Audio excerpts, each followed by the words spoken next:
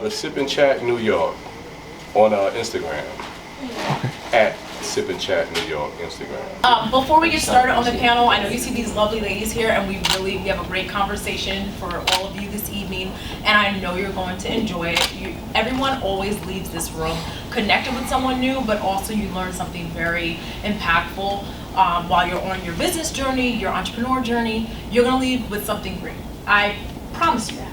Okay? Money back guarantee. All right. So if you look around, we're in this beautiful space. Okay, we're not here by accident. We have Chris Webb and the Chris Webb team to thank, and we have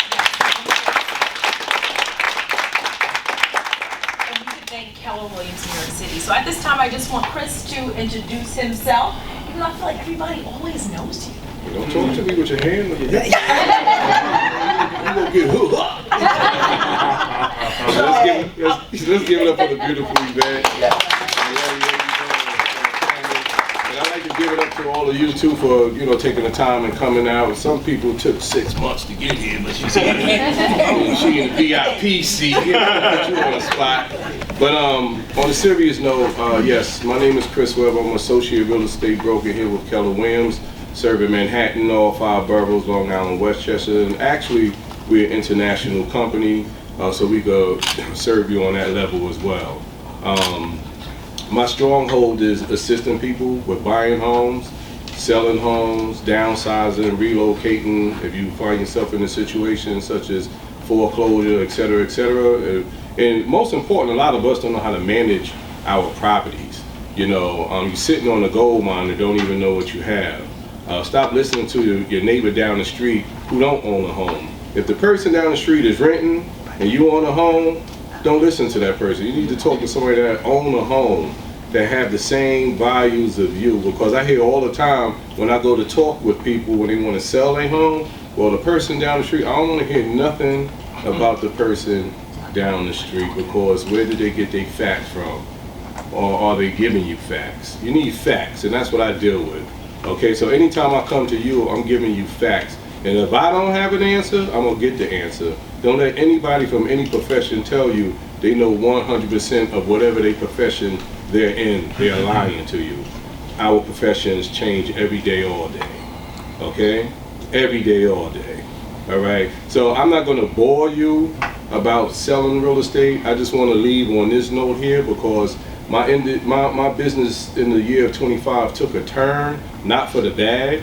It just delayed my progress, because a lot of my clients, family members, like their parents, transitioned, and a lot of them didn't have trust and wills in place. 78% of people of color don't have a trust and will. So when whomever in your family transition, if you don't have the money, which a lot of times we don't, I'm not gonna say you don't, but we don't, it's an uphill battle trying to go to probate court to get your affairs in order so you could sell a house or try to take over the house, or even assets. If they got monies in the bank and things of that nature there, you can't touch it. A lot of us think, oh, mama died, that's my house. There's a lot of things that go into place, and God forbid if they have a reverse mortgage, that's a whole nother animal. So if you want to learn how to get your affairs in order, protect your assets, I could educate you on that as well. I'm doing that with a lot of people. I had a presentation last week on that, just that, and the room, was blown away with the information that I had shared with them, because a lot of us don't know. Say, we don't know. We don't know. See, that's that 78%. Right? Yeah. And Simon didn't say we don't know. I just said it, and you said it. So at least 78% of here may not know, or have a little bit of insight. You need to get as much information on that to protect your assets, especially if you own a home. Even if you don't own a home, if you have kids, okay, and you have assets like investments and insurance and stuff like that, you need to know how to protect it. I'm sure Kim could attest to some of this information that I'm sharing on the financial side, but getting the trust to protect your assets is very important. All right? Chris Webb, Keller Williams, NYC, we make it happen. Before we get started on tonight's panel, I just want to thank the Wine Snobs for coming out. I want to give a big thank you to 420 Arrangements. Can you ladies wave in the back? Thank you to our sponsors, right? So partnering with individuals and supporting events like this, like it's happening because people are supporting us and working with us, right? So thank you to 420 Arrangements. And I also want to give a big shout out to Jasmine's Caribbean Cuisine. Jasmine's also a lovely panel tonight. So it's great.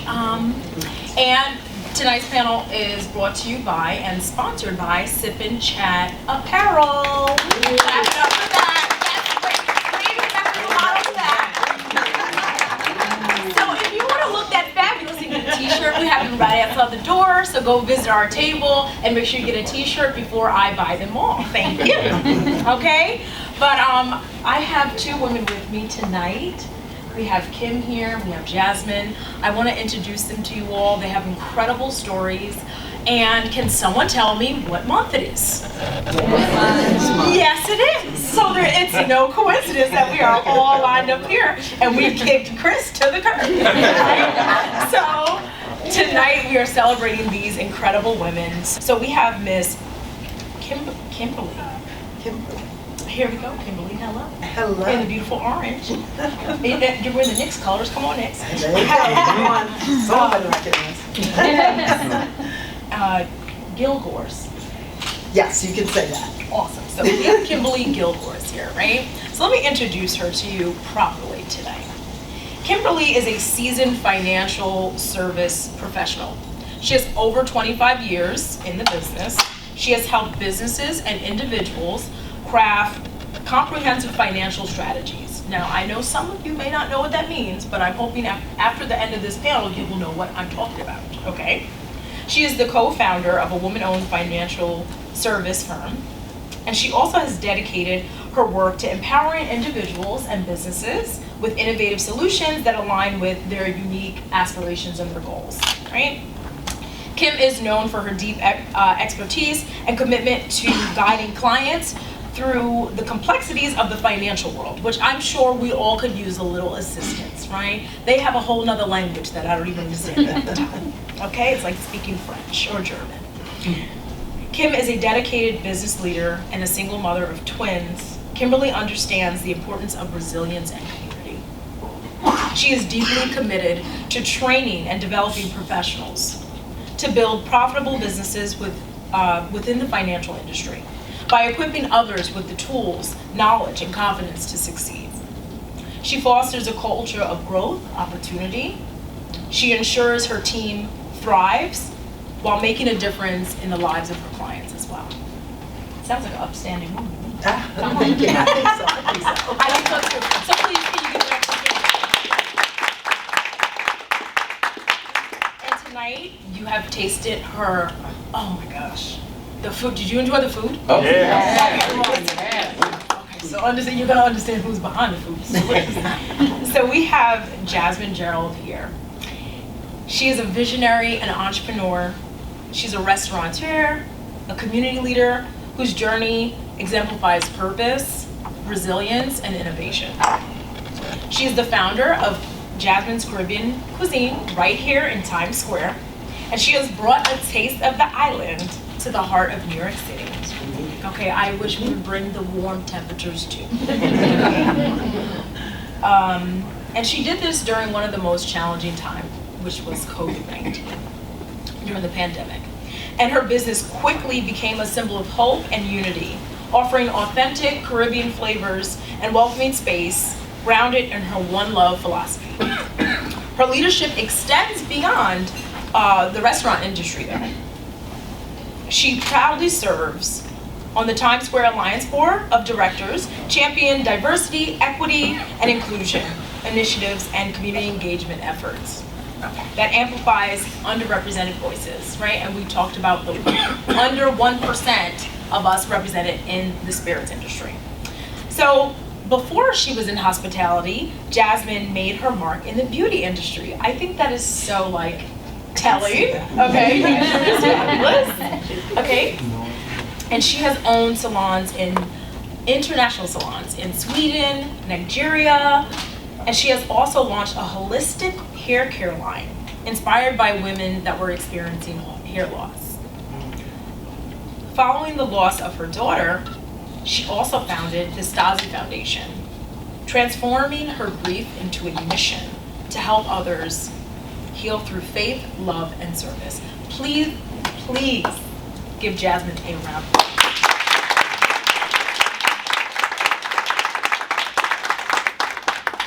Wow. So, whew, guys, let's get going tonight.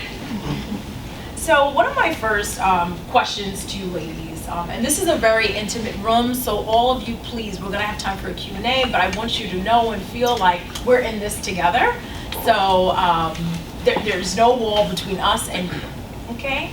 But one of the first questions I have for you ladies, I want you to kind of take us to the moment that drew you both into your current business ventures.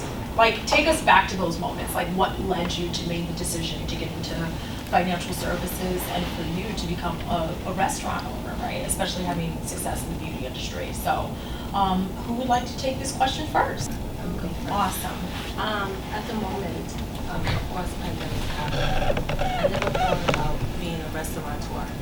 I grew up in the restaurant business. I'm from St. Thomas, U.S. Virgin Islands. My mom ran a French restaurant in St. Thomas. So I grew up in the industry, but during the pandemic, of course, I couldn't travel to Nigeria, nor can I go to South Africa. And someone approached me and was just like, hey, do you want to open up a restaurant? Someone said, do you want to open up a restaurant? And I was just like, oh my gosh. I said, it's pandemic, I'm not opening up a restaurant. And as soon as I went and I saw the space, I fell in love immediately. It was like the vision of how can I bring, at the moment when people couldn't travel, how can I bring my culture to Times Square? How can I give people connection, you know, joy and experience? How can I do that where people couldn't go anywhere? And as soon as I saw the space, within like 3 months, we were open. And I didn't tell anyone. I kept it to myself because at that moment I said I did not want anyone to deter me from doing this, because as soon as I did it, oh my God, are you crazy? If you had told me, I would have told you never to do it. And that's why I didn't tell you. Because, you know, and from then I didn't know anything about how to get money to open up a restaurant. So when I went into it, I used some of my money, but then eventually of course I was able to get credit, I was able to get loans, I was able to get grants, I was able to get so many things that helped me with my business. And I had a good structure, and I had a good team, I had a lot of people. Because I was in the beauty business, I knew so it's about developing those relationships. So what I didn't know, I was able to reach out to others and say, how can you help me? And that's how my business grew. Not only just from people helping me, but just the community. People was like, they walked in, I didn't have a liquor license, someone came in and said, oh my God, I love your restaurant, your food is so good, put it on TikTok and here you go. People were just walking in the door saying, oh my God, I heard the food is so good. And you know, and I know you have no alcohol, it's okay. You know, some people were like just walking in the door just to eat good food. Wow. And the community was so helpful. Times Square Alliance was extremely helpful. And it just, for me, it brought me joy. Not only at a time where people needed it, but just the connection, just the experience, just the joy that people got at that moment. When they walked in, they felt like they were away from all the madness. Once they walk in the door, they felt like they were away, you know? And then we opened for 1 month, and they closed down. And then we had to do delivery service. And then I had to learn about delivery service. But that didn't stop it. It was just the perseverance. It was just the joy of people walking in the doors and saying, oh my God, I love your food, I'm so proud of you. Continue, even though things are going crazy out there, where people were just like, losing jobs. It was like people were coming and extremely encouraging to me. Wow. And that's, 5 years in, thank you God. You're still here. I'm still here and still thriving. I was able to open up another restaurant, yes. But then I ended up closing it. My daughter, through the process, we'll talk more about it. Yes. But, it was just the support and the knowledge of others helping me through my journey.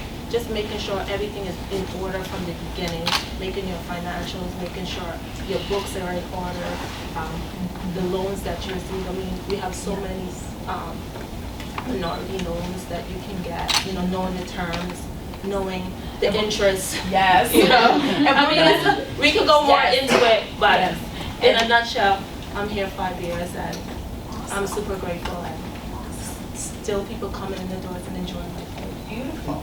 Yes. Yes, and even to touch on some of that, that's a great transition, right, into like, how did you get into financial services? Because we know it takes a lot. But take us, Kim, back to the moment that drew you into your specific business venture and going into financial services. Yeah, so I will say that I had no desire to be in this industry, none whatsoever. You talk about your mom, and my mom was the driving force for me as well. So I grew up with a single mom who struggled. She only had a high school degree. And she asked me to do one thing. She said, I need you to figure out how money works, and I need you to come back and teach me so I can do better. How hard could that be, right? So, well, apparently it's very hard. So I went to college thinking that, oh, that's where they teach you, because isn't that where you go for education? Yeah. So I went to college. I thought I was going to learn all about how money works. I could teach my mother, and I can go off and do what I wanted to do. What I actually wanted to do, and some people may not know this, is I wanted to be a talk show host. I wanted to be what Wendy Williams was before there was a Wendy Williams. That's just what I wanted to be, but there was nothing out there modeling it, so whatever. So in any event, I went to college to learn about how money works, and what I learned is that student loans are real, and credit card debt is real as well. Yeah. And so clearly I failed the first test. And being here in New York, I decided, all right, well, I'm going to go where they make money. Where do they make money, guys? There you go. And that's what I did. I said, I'll get a job on Wall Street, I'll learn it there, and then I'll go from there. And that was it. And that's how I got in the industry. And I still didn't really like it, but I made really, really good money. And so I figured, okay, I'm good. I'm making good money. But my mother was still struggling. And there came a point in time where she wanted to retire, and she was struggling, and I said, well, if you retire, I'll pick up some of the bills. And that's what she did. And 18 months after she retired, she passed away. And that was my aha moment, because when I saw what she didn't have, she didn't have a 401k. She didn't know anything about investing. She had a little bit of a savings, right? So her pension went back to the company, because pensions don't have death benefits. Social Security goes back to the government. And I was like, something's wrong here. I've been in the industry, and I couldn't even help the most important person in my life. And so that was my aha moment, and everything about what I do and how I do it shifted. Wow. Awesome. So I just want to quickly ask you guys a question, right? Because we're talking about averages, and like women of color, I think I believe I read stats, and it was like 22% of individuals in finance are women. And then out of that 22%, like only 3% are women of color, right? Yes. So I'm gonna give this question right back to you. Can you share with us a little bit what that experience was like and how you endured? Because I honestly think tonight's theme is gonna be resilience. And so how did you power through that? Because I'm imagining, I don't know what year it was, but Wall Street, not a lot of women and not a lot of women of color. How did you power through the challenges that might have arose there? Yeah, I would say that I was probably young and dumb. And I say that not to say that I'm dumb here, but I didn't realize the environment I was in, right? I was there, I had an objective, and that was it. I got to get it done. I got to figure this out for my mom, and no one's going to stand in my way. But I worked at a company called E.F. Hutton, so I'm about to age myself. Some of you guys are like, what is that? Google it, you'll find out. But this was the 80s, and I'll tell you what it was like for a woman just working in general, but on Wall Street. This is going to sound archaic, but I wasn't allowed to wear pants. I had to wear dresses. And now, thinking about it in hindsight, like, what does that have to do with my performance? You know, I think it was more for eye candy than anything else, but you told the line, you did what you had to do.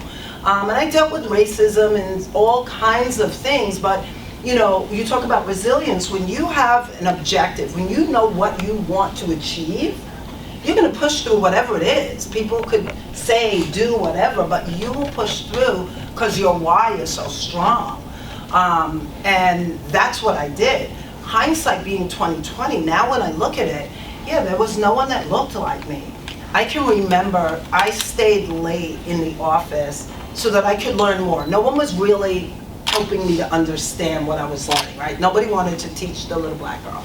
And but I'm not to be deterred. And behind me was a credenza full of books. So what I used to do is I would work late, I would get a book, start reading, I would stick a piece of paper in it, stick it down so you couldn't see anyone was looking at it, put it back, and I would leave and go home.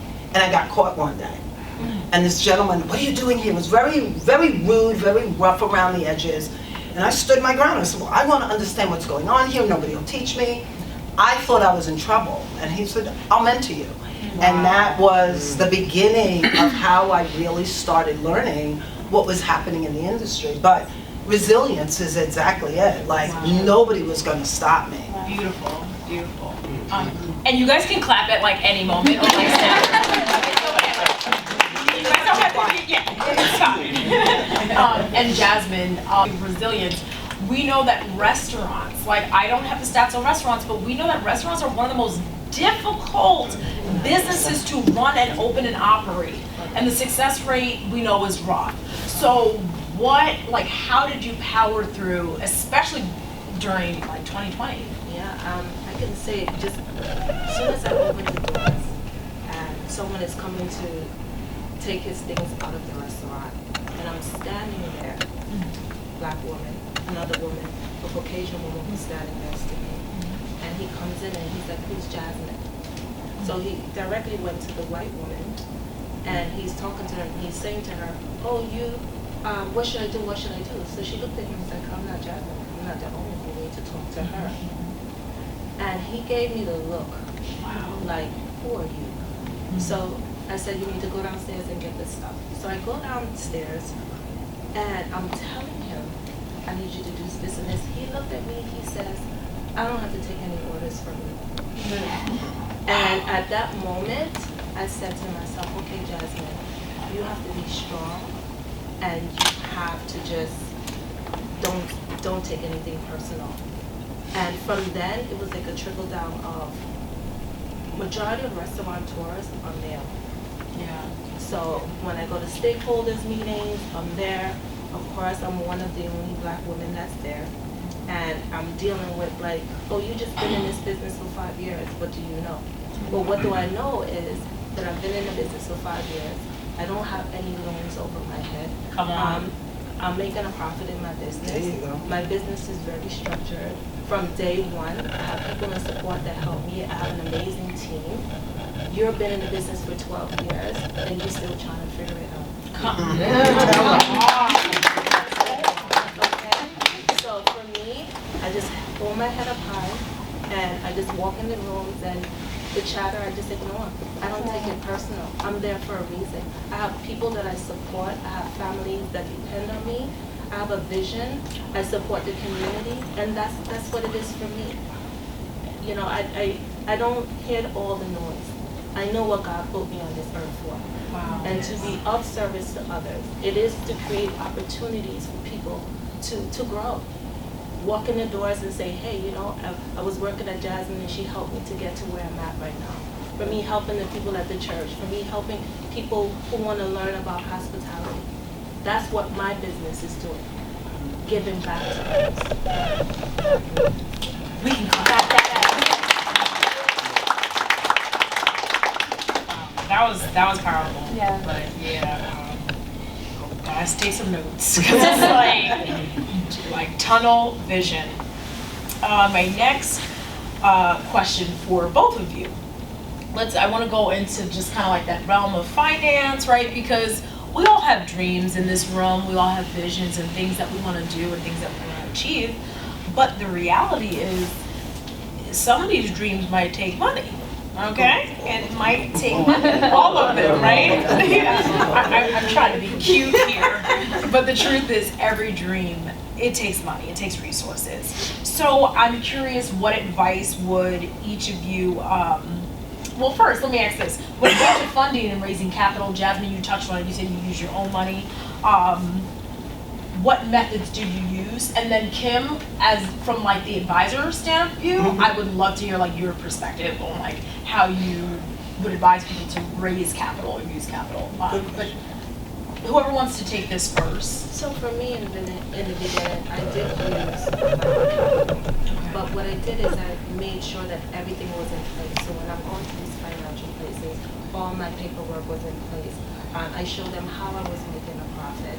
I showed them exactly my strategies and how I'm going to build my business. So of course, it's knowing exactly what you want to do when you're going to into these financial places. And then also too, you have so many certifications that you get. I mean, you have so many grants. You have the WNBE. Yes. Yes. So you can get the certification. They have so many different types of grants, so many loans also too with low interest. I mean, you just have to make sure that you have everything in place when you're going to these, to get funding, you know, and just being clear and knowing what you want to do. Like everybody have a vision, everybody have a goal, but making sure that you know that you have enough capital, that you can survive during pandemic, making sure that you have a plan, you know. My second restaurant, I had to close it, you know, and it's not because I wanted to at the moment. I did because I lost my daughter during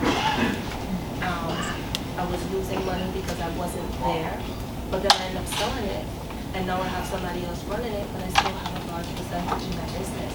So I was smart about giving myself the time for me to get my thoughts together, but I still didn't lose out. Yes, I did lose money, but there's also understanding the business. From that, I learned what I should do, but then also quickly I thought, okay, I could still get money from the buyout, but still I own a percentage in the business, and I have somebody else doing the work for me. And I'm still getting money from it. It's not as much, but something is better than nothing, and I still have my other business. So it's just about being smart. I mean, you have the good and bad in it, but also understanding the business and the business structure that you want and how you want to live your life. Wow. You know, for me, you know, some of my partners was so upset, but for me, I was just like, I can't. But being that I can, I still have to be responsible and making the decision of how we're going to move forward and for it to be smart. Wow, awesome. You know, as I'm listening to you speak, there's one word that jumps out to me, and that's leverage, right? And your question was, you know, what advice would I give people that are looking to start businesses or just looking to get their finances in order, right? So let me just say that if you run a household, how many of you here run a household? You have a business, okay? It may not be a restaurant, but you have a mini restaurant there, it's called your kitchen. But it really is about leverage. And when you are looking for funding like that, one of the things that Jasmine said that is so important, we all have vision, we all have dreams. But without the structure, if you can't express your dreams to someone in a way where you can show the return on the investment. If you come to me and you say, Kimberly, I'd like $20,000 for my dream, my goal here, what I'm looking for, what lenders looking for, what financial institutions look for is, your dream is your dream, and if you believe in it, hey, all I'm looking at is what's the return on my investment? How long is it going to take me to get back the money that I invested in you? And the way that you do that is being very structured around how you're going to do it. And so I think the big thing is, we all have dreams, we all have visions, but until you take the steps necessary to structure it. So think about like a picture frame, right? The picture frame is the structure and then everything else is inside. Until you're able to do that, it's very difficult for a lender or a financial institution to really understand how they're going to get their money back. Because here's the key thing. The dream, the vision that you have was given to you and you alone. right? It was given to you by God. And it's your job to create it, but I'm not in your mind. A lender isn't in your mind. And so what Jasmine just shared is being able to articulate what that looks like in reality. And so when you go to these financial institutions, that's what they're going to ask you for. Those are the things that, you know, you need guidance in. You have a dream, whatever that dream is. You don't have to be a financial professional. But what did you say? You have to have the right people around you, and then they can help you make a dream become a reality.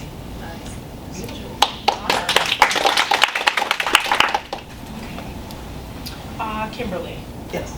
Entrepreneurs and business owners, they work hard for themselves, right? A lot of us that work for ourselves, it is no walk in the park. Okay, I was a realtor for like 7 years. I worked for myself. It's not for the weak, okay? Every independent, shout out to all the independent contractors and business owners out there. Yes, God bless you, okay? All right, but the question I have is, we're working now, but what advice would you give everyone, or what strategies, what tips would you give us so that we can not just protect ourselves now, but for our futures? Like, what can we do to protect our financial futures as entrepreneurs? Okay. Yeah, you know, I think the first thing is, I'm gonna kind of answer that in a story. So during the pandemic, a lot of restaurants suffered, and I had a client who had a restaurant similar to you, opened up just prior to the pandemic and was struggling to stay open. And when she first started up, one of the things I said to her, and she came to me after she had kind of done this, I asked how she funded it. You talked about using your own funding. She took her entire 401k from her company to fund her dream. And there's nothing wrong with that. You know, I believe in betting on yourself. But I also believe that you also have to understand that you have to have an exit strategy. You've got to know, like, what happens when pandemics happen? How do you keep the lights on? How do you, if you get sick and you find out that you can't go and open your restaurant, like, if you can't oversee it, what's going to happen? And so what I would say to those individuals is two things. One, you're building out your business, but constantly think about the what ifs. And I'm not saying this from a Debbie Downer perspective, but I always ask people, what if nobody in the world ever thought there could be a pandemic? It's true. 7 years ago, if we said to you, we're going to shut down the whole world, well, except for Florida, maybe if you're I couldn't help myself, sorry. But if we said we were going to shut down the world, we would all look at each other like you're crazy. You know, so it's thinking about the what ifs, because if they never happen, great, you're prepared. But if they do happen and you're not prepared, it's a huge, huge issue. So I would say being prepared for the what ifs, having someone who is looking for the risk. In business, I won't get too technical, but there's an analysis that you do on businesses to look for the opportunities and there are risks. Where there's good, there's bad. Where there's opportunities, there's risk. People tend to look at the opportunities. Why? Because we feel good. Having someone who can help you look at the risk and then help you plan for the risk is what I would recommend. Awesome. So that means call Kim. Thank you. Okay. If you're gonna be prepared. Jasmine, as someone that is an entrepreneur and was not only in the restaurant business but the beauty business, how did you prepare as like an entrepreneur? Like, what things did you have in place? Well, for me, I was not prepared.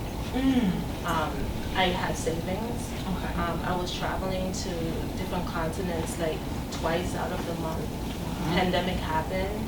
My business in Nigeria shut down. My business in Sweden, my partner was there. She was just struggling a bit. And then I was in New York City.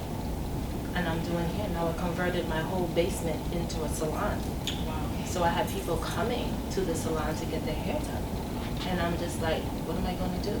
So I was just walking faith at that moment. I was just like, well, people were coming to the house masked up in the basement. We just doing hair in the basement and selling my hair in Carolina. People was coming with that little bag, give me shampoo, doing tutorials at home. I'm on Zoom with people, helping people, and doing classes on Zoom. In Nigeria, I had my staff there, and once I opened up the restaurant, and at that time my daughter got sick, and I was like, I can't leave America right now to go to any continents. I have to stay here. So when the restaurant came about, I was just like, okay, this is what I'm gonna do. And I just walked in faith and not fear. I was just like, I'm gonna do it. I was online Googling, I was on YouTube, how to start a restaurant. I'm telling you. I was like, if I could have salons in different continents, I could do this. And I just really focused, and I just studied, and I asked questions, and people were super supportive, and you know, and I learned, and I have a really good bookkeeper. Like, you know, when you come into the restaurant business, you know, people feel like you just get people in the doors, you make money, and that's it. You know, I have someone who's like, Jasmine, 26 of your business is doing this, 30% of your business is doing it, your staff is doing this. And so when you break it down from the numbers, you can tell if you're wasting food, if you're overpaying people, if you're gonna be in risk, okay? How are you saving? How much money you're profiting? So it's like, for me, it's like now I see the numbers. And I have someone saying to me, you need to make this much, you need to upsell liquor. Your liquor is lower than your food. You need to, so now from that financial perspective, now I look at my restaurant differently. And it's just by numbers, you know? So now I know what I need to do in the business, what I need to improve on. You know, he said you need to cut your costs on food. You can hire more people. You can give people more money. Okay, this is the money that you have just for reserve or something happening. So for me, I have a really great team of people who really is super helpful, so knowledgeable, and have been doing it for years, and I trust them. So that's how my business, you know, have been flourishing from that perspective. Wow. Definitely sounds like a lot of pivots and shifts and oh yeah, definitely. And faith, right? Yeah, everything was a learning curve. And also you have to have faith. You have to believe. I mean, for me, it's just like treat others the way you want to be treated, right? You know, people that work for me, I love them. They are family to me, and they believe in my vision. They believe in the restaurant, and I want everyone to succeed. So that's what I have at my restaurant. So that's awesome. Yeah. I do want to leave us some wiggle room to get some questions from the audience. So I'm only going to give you guys one more questions because I want to hear from everyone that's out there. So for the last question, right? Both of you are moms. You guys wear different hats. I want you to just kind of bring us back down to earth, right? Because we talk a lot of business and strategy and finance and how can we pivot, how can we change? But we're real people that have been through real things, and we still have to operate in businesses sometimes while we're going through these real things. So I wanted to know, how do you guys, what would you say to everyone in this room to encourage them to have a work-life balance? And what would you say to them in regards to like cherishing like what really matters? Words of wisdom would you give everyone tonight? I mean, for me, my life has changed since January 9th. I mean, June 9th, when my daughter passed away. And 5 years from now, I had my life planned, what I'm going to do, how many restaurants I'm going to open, what I'm going to do. June 9th, I was just like, I'm living in the present. I'm living my life because tomorrow is not promised.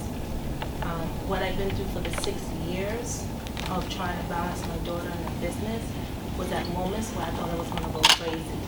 Because I was just like, how am I going to deal with my employees needing my attention and me being there and being present, and my daughter needing me and me being present and being there for her totally. So June 9th, I was just like, you know what? I'm gonna take care of me. I'm gonna do everything that I need to do for my staff, but I'm gonna take care of me, and that's why I started the podcast, The Roots Remain. You know, talking about grief in so many different ways. Grief in the loss of a child, a mother, a friend, your best friend, your job, your business, so many different ways people suffering grief. And my life has changed.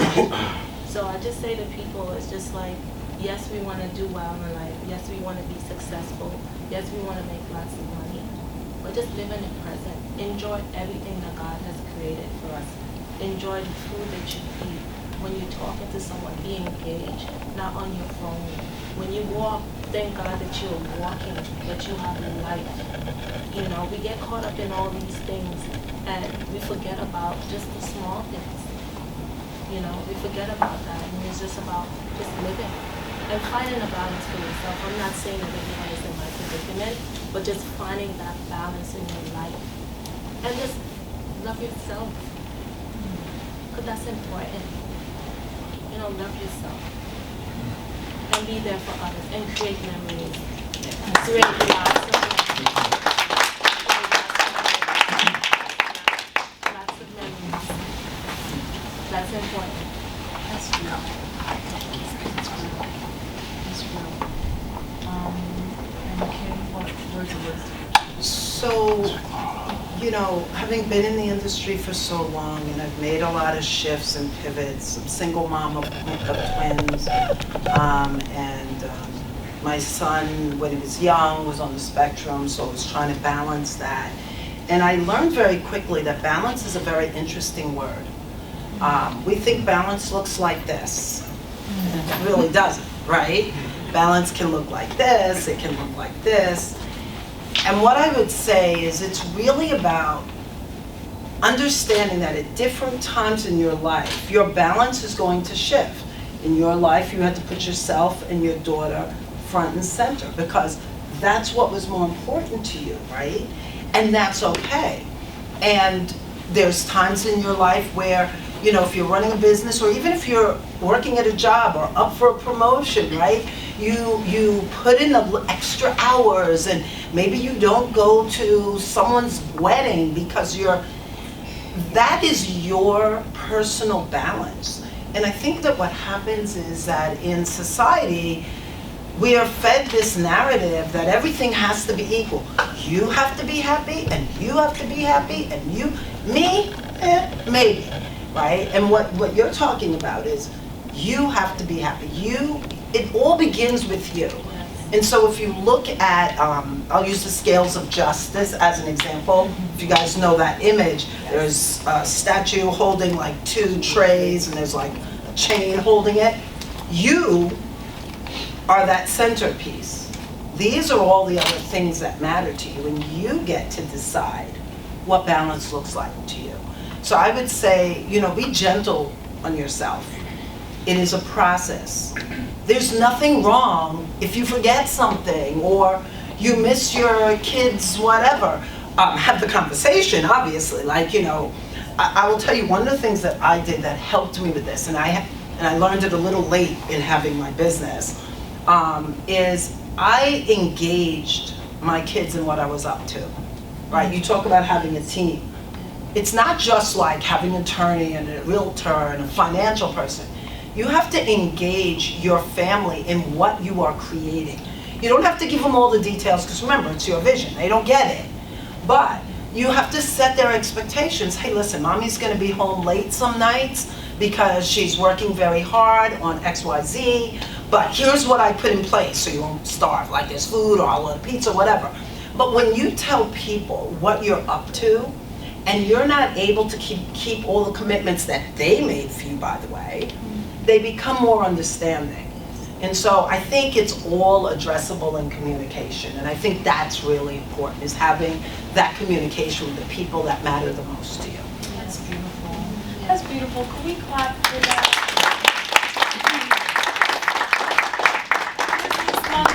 It's great, but it's like if we don't have people and loved ones around to share with or our health, what are we really doing any of this for? Like, why?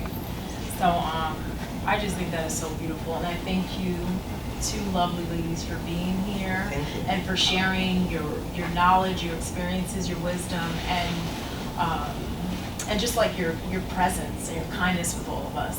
Thank you. And thank you so much for having us. You know, creating a platform for women for us to be up here, to talk to our friends and people that we've never met before. Just, you know, encouraging and lifting them up as well. So thank you. Thank you guys for having us.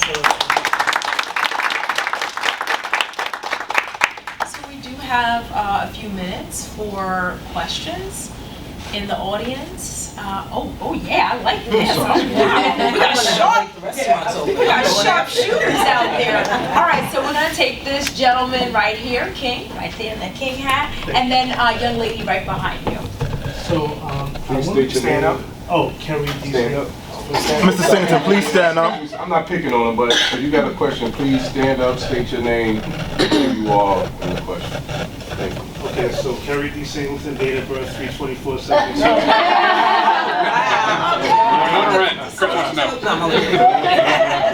But I wanted to talk about testimony, and the testimony that I want to give one. I came to the Sip and Chat in January, I believe. I met Jasmine. I ate her food, like everybody else. I loved her food. And I told her when I met her, I have a talk show. We're having an event in March, and I would like to utilize your services for that event. Unbeknownst to me at the time, Jasmine was kind of like, oh, I hear you, you know. And I know that because of a conversation that we had after the fact. Basically, the long story short, the short version of the story is, and I get it, she wasn't sure if I was going to follow through. One thing about me is I'm a man of my word. And on March 6th, third, the first Friday in March, the 6th? Yeah. Okay. Thank you. We had Jasmine deliver some delicious Caribbean food to our studios in Hudson Yards. And my reason for picking Jasmine's restaurant wasn't solely because it was delicious. It's because she's a sister. It was because, like her, I'm also an entrepreneur, and I can imagine how much the rent must be for a restaurant in Times Square. And I definitely wanted to make sure that that allotment that the television station was giving us to have food was given to this sister, because I felt that she definitely deserved our business. So the importance of networking and connecting with everybody in this room cannot be underestimated. I want to thank James for making this happen. And again, the power of networking is just so important. And I encourage everybody to shake hands, exchange business cards, whatever it is that you do to make these connections happen.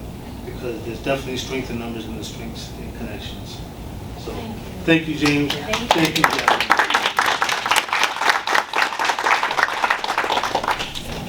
I just cut the cork, right? But if you have the desire to go out on your own, the first thing I would say is, and this is all about mindset, right? Is we think about, you know, my W-2 is that pays all my bills. And that becomes your full-time job, and then you look at what your desire, your goal that you want to do is your side thing. From a mentality perspective, shift that. My job is my side thing. My goals, my dream, what I want to build, that's my full-time thing. And what will open up for you in doing that is all of a sudden you will see opportunities to actually start moving in that direction. When we have a job, and jobs are great things, let's be clear, they pay the bills, but they also can become shackles to us. And they keep us from following our dreams because it pays the light bill. Security. I'm gonna tell you, bet on you. Don't give up your job. We want you to be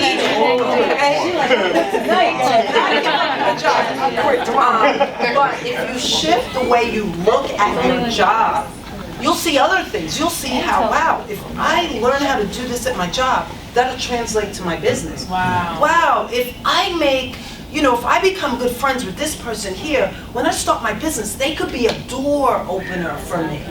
So shift your mentality around what's your full-time gig and what's your part-time gig. And then when you're ready, this is the best part, fire your job. Yes. You go in, you tell your manager, listen, you know, I've been evaluating how you pay me and how you treat me, and effective immediately, this is your last day as my manager. I agree. But also know exactly what you want to do, too. You know, I do agree with Kimberly. Like, if you really want to pursue something different, like for me, it's the structure, understanding what you want to do, and if you're going to make that change, make sure that you stick with it, because it's like it's no going back. You know, it's no going back. At that moment when you make that shift, it's like it's serious. It's like this is what I'm going to do. This is how my life is going to be. So you just put all those things together, like she said, switch gears. That is like your part-time job. This is my full-time job. This is my life. This is what I want to do, right? And build that structure. How much money is it going to take to do this? What do you want to do? What do you want to create? How are you going to give back? You know, just understand the direction. Because I hear you talking, but just fully, like, you know what you want. Thank you. You're so Wow. welcome. Yeah. I was also gonna say, watch and see what systems, what they use in the business. Yeah. Like Exactly. watch, see, look, pay attention. Pay attention. And then you can just hijack some of that for yourself. Yes, sir, did I see your hand go up? Awesome. Your name and Good evening, everybody. I'm King, and I have a question dealing with finances. With the pension system no longer being the traditional pension system that we know it to be, I know what. And with Social Security, you can't count on that anymore. I'd just like to know on a financial standpoint for someone starting off, looking down the road for retirement later, 1 to 3 steps that you would put in place to start doing, to set that foundation. Really great question. It's interesting that you say that. You know, I did a workshop for Mount Sinai, what was that, last week? Yeah. And I'm doing a workshop on retirement tomorrow. And so 2 things he said, if you don't know, the younger folks are probably like, what is a pension, right? And the older folks remember or have heard of pensions, but they're very few and far between. Not older, just mature folks. Okay, the mature folks. And so those things are no longer stable. They're not guaranteed.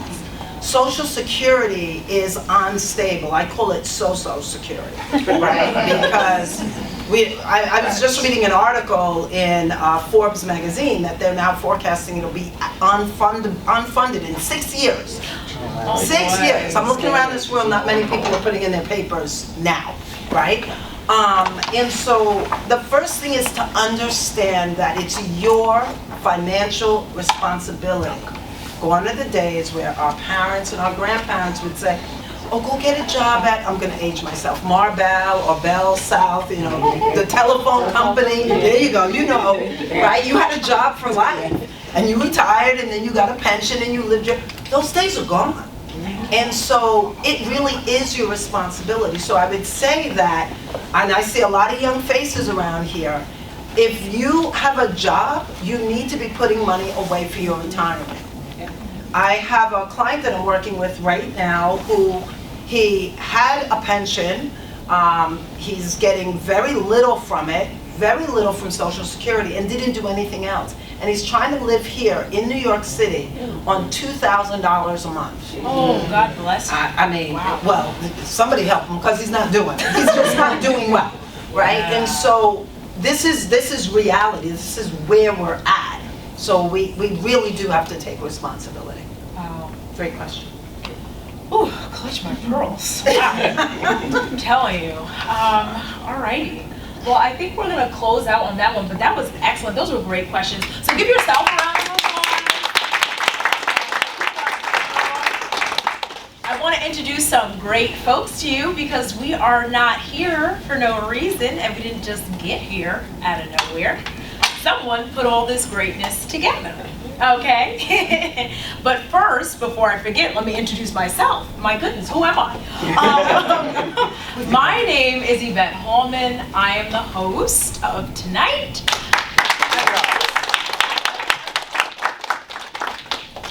I am also a host, and I have created Craving Culture, which is a platform that highlights creatives and entrepreneurs of colors, and it tells our authentic stories. I have a podcast that is on Spotify and Apple Music. You can connect with me right here on this QR. And I am also a host for all other special events that are professional. Okay, one of my brothers professional.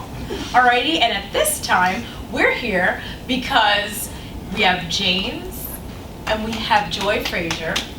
We have Christopher Webb, and they are the creators of Sip and Chat NYC, and this is why we're here tonight. So if you lovely folks could come on up here, all right, and say hello to the folks.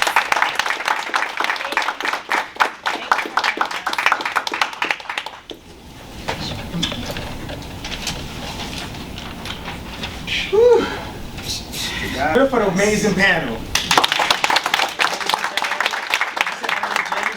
Joy. This is our partner in crime, Chris Webb. So Sip and Chat is started about a year and a half ago, and we wanted an intimate space, invite only, that we can congregate about 50 people. Nothing crazy. We used to do the clubs. I don't think they call it clubs anymore.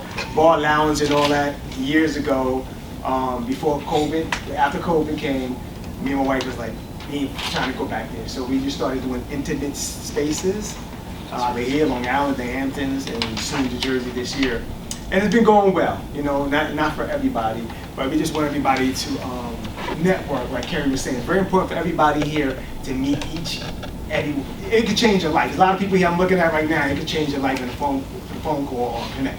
So it's very important for you to connect with the panels. They gave you some juice where they charge for, like, an hour for the knowledge they was getting. So I'm looking at, man, they dropped some jewels there, So just please, everybody, take advantage of this moment and network to get work. We got about 45 minutes left here. Please give it up for 420 Arrangements. Give it up for the real wine stocks.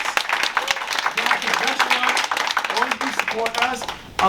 Elegance Magazine. Elegance and Focus Magazine. Focus, yeah, right here. We have so many different businesses. They're holding down the photos and everything, and this will be up maybe in 72 hours, maybe. Wait, what happened? We'll talk. It's like next week sometime. Yeah. Yes, sir. So anyway, I want to introduce my wife, so she can talk a little. She's a little shy, but she's going to open up a little. This is Joy Frazier, everybody. I'm just going to do a quick administration part. If you can follow the SIP NYC on our handles on the website, that would help the SIP NYC, and also on Instagram. Also, a lot of us being to this event, I see lovely stories. I love if you can give us some testimonies. When you connect, it's so powerful. My brother mentioned it, right? It's all about connecting and the network. And why we do this, information is power, right? If we don't spread it and let someone else know, it's not worth it. It doesn't go anywhere. So we continue to do this for you guys. And it'd be nice to know how it's working. So please give us some testimonies. We love to hear the good and their stories, right? So this is your point, you guys. Can you tell us, all the new members here today, get up and tell us what you do and if you're new here? Let's start. Let's get a show of hands. I'll go. Good evening, everyone. Good evening. Good evening, everyone. My name is Amani Johnson. I was invited here by two people, so go figure. Kim is a good friend of mine, and Chris, we started working together. I currently work for Bridge Street, and which is a church. Oh yeah, AWME, sorry. Bridge Street Development Corporation. Yes. So we are a nonprofit based in Brooklyn, and I didn't know that I was coming into this kind of space, but I think it's important to share. We recently got a contract for what's called an EAC, Entrepreneur Assistance Center. We have the contract for Brooklyn, and I have the contact for those who are interested in Manhattan. So if you need some support and assistance with building your business or any of the things, then I would happily share the information with you so that you can get support that you need. Great. Any other brave souls like to stand up and tell you what to do? This is your shot. You're not going to get this shot. Go ahead, stop in the back. Hi, my name is Oliva Goddard. I'm the director at Mount Sinai for cardiology. I was invited by Kim. She did a workshop for us. She's also a family friend, so excited to be here. I think the concept, meeting wonderful people and just seeing the way that people have different testimonies and different ideas and concepts. And no point of being a best kept secret, so this is lovely. Great. Hi, My name is Rochelle Fosu. I am here to support Jasmine, invited by her, long-term friend of hers, and just amazed at your everything, you know that. I just recently opened a digital content creation space, a podcast studio, premiere studio in Jersey City Heights, so very close to the city. We certainly should talk about you doing something in Jersey there. Yes. And I am a technologist by trade, spent 23 years on Wall Street, so happy to connect on that. I'm first and foremost a mom to 2 sons. And yeah, no, this is great.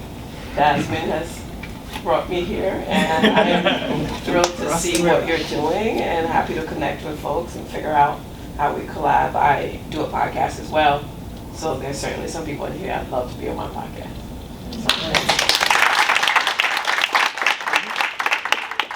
Jasmine is pointing at me, so Myron Johnson, I work for the Port Authority, I'm a government official, also sit on the board of Times Square Alliance, where that Jasmine and I are co-chairs for the DEI committee. And I sit on a couple of boards, but the most humble thing is that you learn about purpose and access.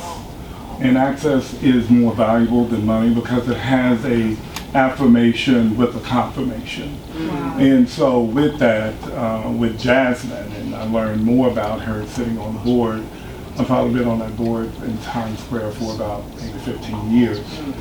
And Jasmine maybe 5 or 6, but one of the things I wanted to do with Jasmine and just knowing who she is as a person, I wanted to be able to reposition her and put her in the mecca of the world. She's already in the restaurant row. So how do you do that? Well, you get her nominated to come in as the co-chair of the DEI committee that supports the Broadway League, that supports everything about Times Square, but that also votes on administrative and management and president's salaries. And when you vote on their salaries, you know, they have a little bit more respect for you, right? And so, but that still put her in a great position. We are the only 2 blacks, people of color, who sit on that board. She is the first female entrepreneur and black woman of color to ever sit on an executive board of this caliber. So I love you. And I'm here for you. And we did, in closing, we did an event last year to support the community for inner city kids, those with autism, and etc. But on that basketball court, it was able to highlight not only her business, but also her daughter that we gave a tribute to. So thank you for having me here. I appreciate it. And you are awesome. Yes. I already know what you're about. Thank you. How can they vote? Can you let them, who do they go to vote with Jasmine? No, I'm saying that she is able to vote on people's salaries. So she's the queen right now. So I appreciate you. Yes. I want to, thank you. I'm going to point out some people, I got her. But I need to get to some people that's new that I had spoke to earlier and they acting shy, and some new people. So I'm going to point you out now. Young lady, I need you to stand up. Come on. She's new. And this is your time. We had a nice conversation. Let them know a little about. We did have a lovely conversation. Yes. Akshita Rangarajan. So I just decided to take the step to leave my W-2 very recently. So in my career journey, I was a sales director with Adidas, and I decided to take a step back to kind of do 2 things. One, I've always been with them for 15 incredible years, had an incredible journey, lived across 5 different countries, and then moved here. But one, to kind of reflect on what I want my purpose to be. 2 is I have this thought when I was working, I had teams that I managed. So when I was working with teams, there was always this idea of women on the team and just like the life skill sets they need. You spoke about investing, massive things. I want to talk to you about it. So this idea of community around life skills, and then third, for me to figure out my next path and my next journey. So it's great to see all of these incredible people. Two young ladies first, because this is Women's History Month, correct? Yeah. Annalisa, stand up, please. Let her know your name. I'll probably jack it up and what you do. Hi, my name is Annalisa Defoe, public health consultant, and I also do financial literacy. So I definitely will be speaking to you afterward, Ms. Kimberly. I like to combine my passions for community building and financial literacy to create more impact, because I recognize, just like Mr. Frazier and Joy Frazier, have also created an environment where we come together and really figure out each other's skill sets, our capacities to be able to build together. I'm trying to replicate the same thing from a different perspective with my own personal focus on public health. It's been a pleasure to just be part of this family for the past year, probably a little bit more. And I'm just excited to continue to come out here and just be immersed in greatness. It's like a refresher and a supercharger every time I'm surrounded by new people or familiar faces that remind me of my own passion and journey. So thank you. She has and she didn't know I was going to do this. She just snuck in, but she has amazing, how can I say, testimony from, I guess, the first time she came. And she's here back again. She's a good friend of mine. Yolanda from Black Enterprise. Stand up.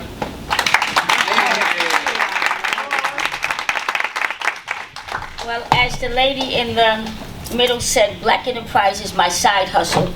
My name is Yolanda Cook. I am the founder of YBC Business Innovation LLC. And my first Sip and Chat was a year ago. And I was invited by James through a friend of theirs by the name of Angelo. Never met Angelo, never met James, never met Joy or Chris. My first Sip and Chat, I walked in not knowing anyone. Afterwards, I went to Chris to talk about real estate. And before you knew it, I told Chris a dream that I had of wanting to do an event. I said, I want to do an event. I want to do it in New York. I don't know where, how, or whatever. And he's like, you know what, let me think about it. And maybe a month went by or so, and I was calling him on him. And then he introduced me to Jim Kroll. And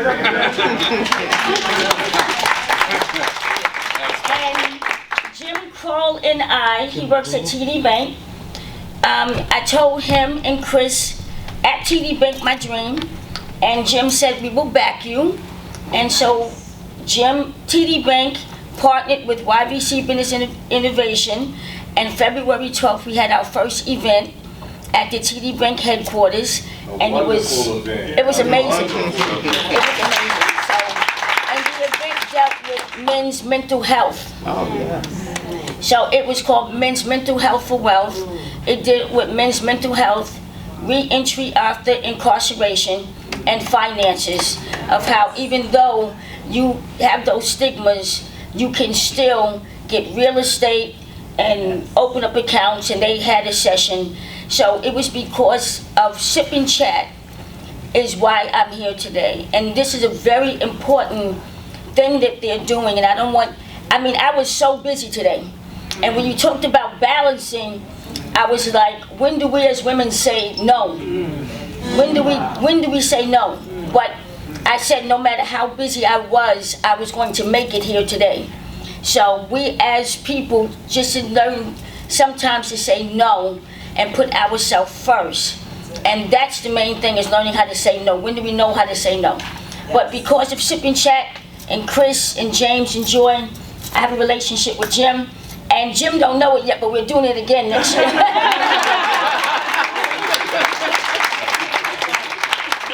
we go, I'm gonna let their clothes, but I'm sorry, what's the young lady with the shirt? Carol. Carol. So we have our new shirts out. We actually, you guys, if you purchase it, it helps us continue doing great events like that over there. So before we've got about half an hour more to network. We're going to close it out with our amazing host. So wish did an amazing job. So, in honor of Women's History Month, I will say, women, shout out to the men, but We make the world go round. We really do. So all the women, if you could just stand up, even the women in the back, ladies in the back.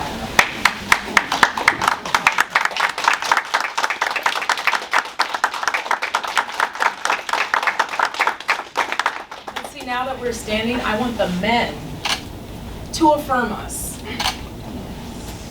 And if you men could just say to us, right? Because us women, we're always encouraging each other. But if the men in the room could affirm us and stand behind us and say, I see you, I believe in you.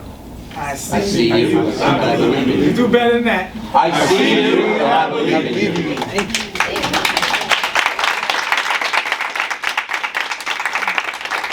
But there's something about women coming together, but I think there's also something powerful when men assist us and allow us to stand on their shoulders, right? Because we're always supporting, I'm telling you, every business, every company, from the administrative, right, from operations all the way down. I'm talking women back, okay? We make it happen. And so I just really wanted the men to affirm us. But ladies, we could also say, I see you. I see you. I see all of you. Thank you all for coming tonight. And women, keep being one.